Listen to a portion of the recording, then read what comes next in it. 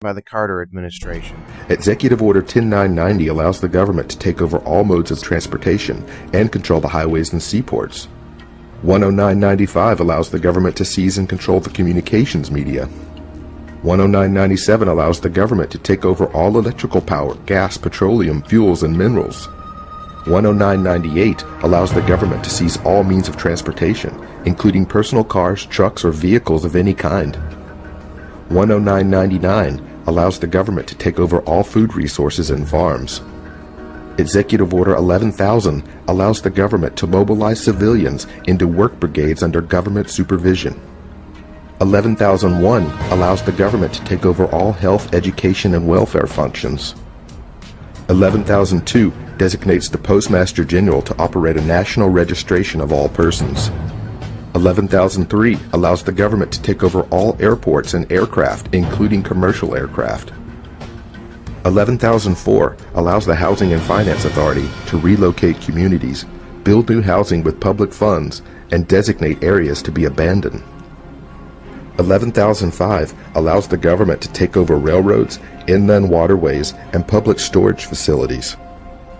11,921 gives the Federal Emergency Preparedness Agency the authority to take over all banking institutions in the United States.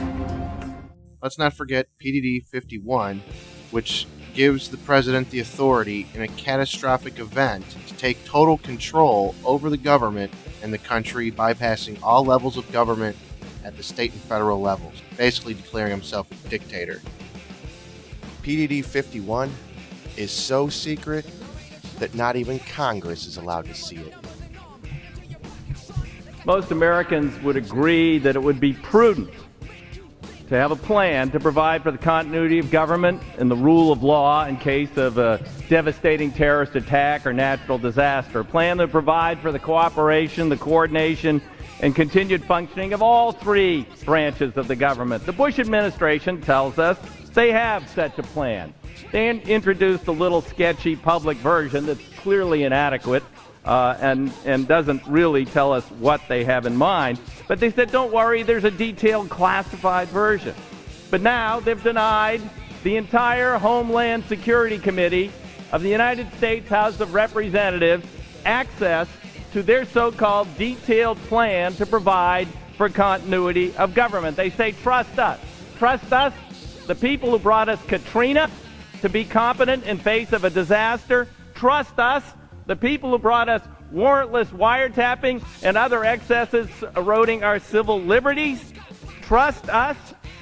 Maybe the plan just really doesn't exist, and that's why they won't show it to us. I don't know. Or maybe there's something there that's outrageous. The American people need their elected representatives to review this plan for the continuity of government. Gentleman's time has expired. For what purpose is the gentleman protected? Now, everything I just showed you is based 100% in reality. All the documents and news articles that you can back check yourself, just Google it. Even if you're a diehard Glenn Beck supporter, you gotta be asking yourself, why didn't he mention any of this information? How come Glenn and the Fox News staff didn't mention any of this at all? Well, because these people are paid to lie and distort the truth. Whether they lie outright or by omission, it's still a lie. It's not about the truth. It's about ratings and big money. Let me ask you a question, America. Is this going to happen to you?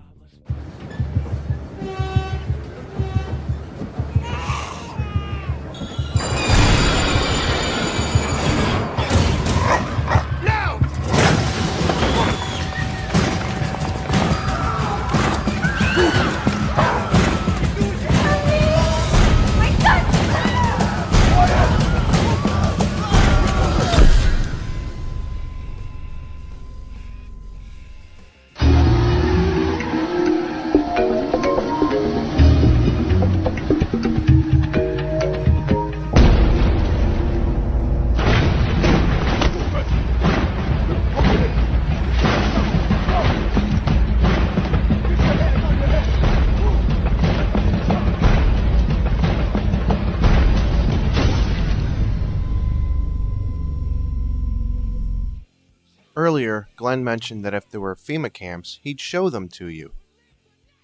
I don't believe that there are FEMA concentration camps. I think that sounds kind of nuts. But if there are, I'll show them to you. If there aren't, I'll show that to you. Now, here's some footage shot in Taylor, Texas, of a real FEMA camp. Note that there is barbed wire fence, security cameras, guards, trains.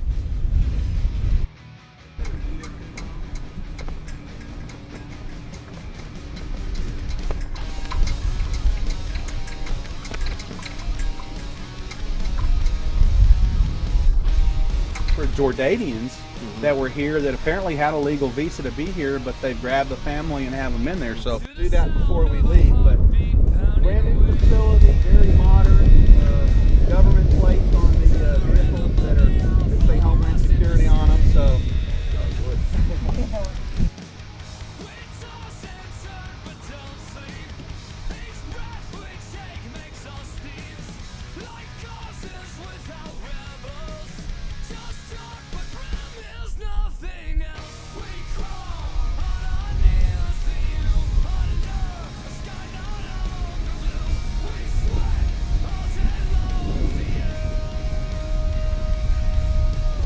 So tell me, you know something about the history of this facility, at least the person it was named after, Mr. Hutto?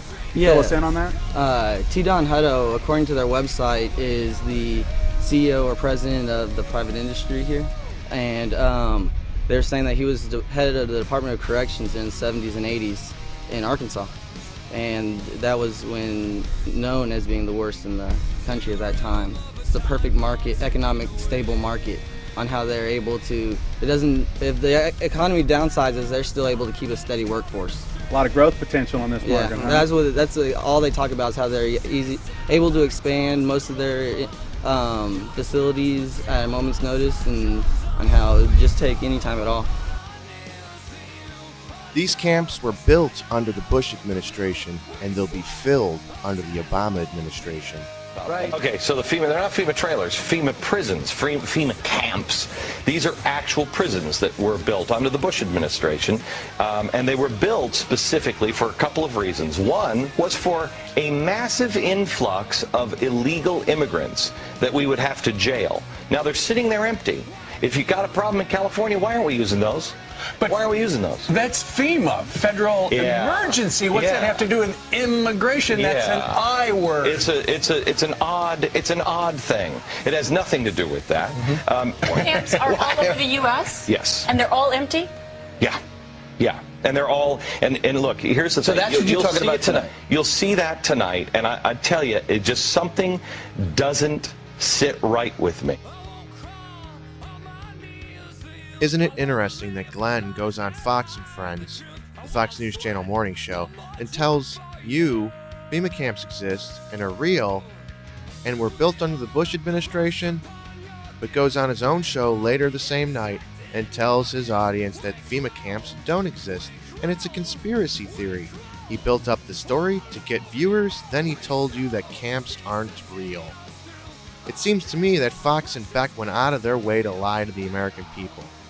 FEMA camps do exist in America. The question is, what are we going to do about it? Are we going to let another Holocaust happen? Not in Europe, but on U.S. soil? On our watch? Or are we going to bring the bankers to justice? United we stand, or divided we fall. The choice is yours. Okay, listen. I'm going to tell you something I'm not supposed to talk about. Nobody is. But what? But they took a lot of people away. People that they thought were going to make trouble for them. People that had guns or things they wanted, they just took them away. Where? Re-education camps, that's what they call it. What happened, Dad? Why are you here? What'd they do? Doesn't matter. One way or another, for one reason or another, we're all gone. It's all gone. Remember when you used to go in the park and play? And I used to put you on the swings. And both of you were so damn little. God.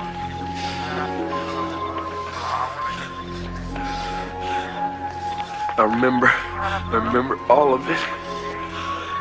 Well, I ain't gonna be around to pick you up when you fall now. Both of you gotta take care of each other now. I'll never see you again, Dad. Yes, you will. I don't want to hear that, Maddie.